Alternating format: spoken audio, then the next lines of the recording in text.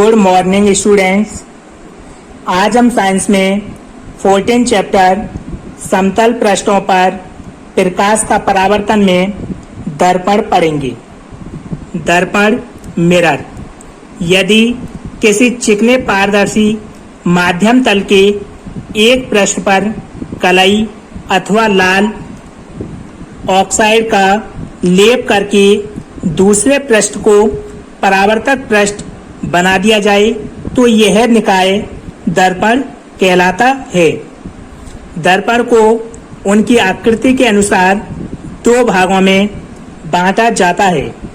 दर्पण या मिरर जब हम किसी चिकने पारदर्शी माध्यम तल के एक पृष्ठ पर कलई या लाल ऑक्साइड का लेप करके दूसरे पृष्ठ को हम परावर्तक बना दें तो इस निकाय को हम दर्पण या मिरर कहते हैं।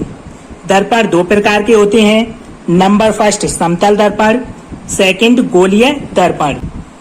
नंबर फर्स्ट समतल दर्पण प्लेन मिरर ऐसे दर्पण जिनका परावर्तक पृष्ठ समतल होता है समतल दर्पण कहलाते हैं। समतल दर्पण वे दर्पण है जिनका परावर्तक पृष्ठ समतल होता है, उन दर्पणों को हम समतल दर्पण कहते हैं। समतल दर्पण उदाहरण के लिए जो हमारे घरों में दर्पण या शीशे या आईने यूज होती हैं वो समतल दर्पण होते हैं जिनमें हम अपना अक्स देख सकते हैं। तो समतल दर्पण आपने देखा होगा उसके एक पृष्ठ पर लाल ऑक्साइड या कलई होता है जबकि दूसरे पृष्ठ को चिकना बना दिया जाता है जिस ओर से हम अपना अक्स देख सकते हैं।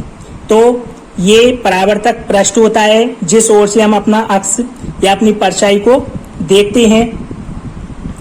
परावर्तक पृष्ठ इसमें चिकना होता है, यहाँ से प्रकाश किरणें आपतित होती हैं और इससे परावर्तित होकर वापस उसी माध्यम में लौट जाती हैं।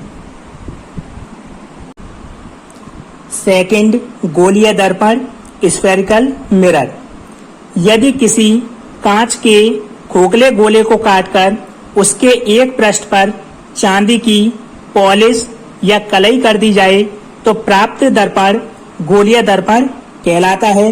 अर्थात ऐसा दर्पण जिसकी परावर्तक सतह गोलीय होती है गोलीय दर्पण कहलाता है।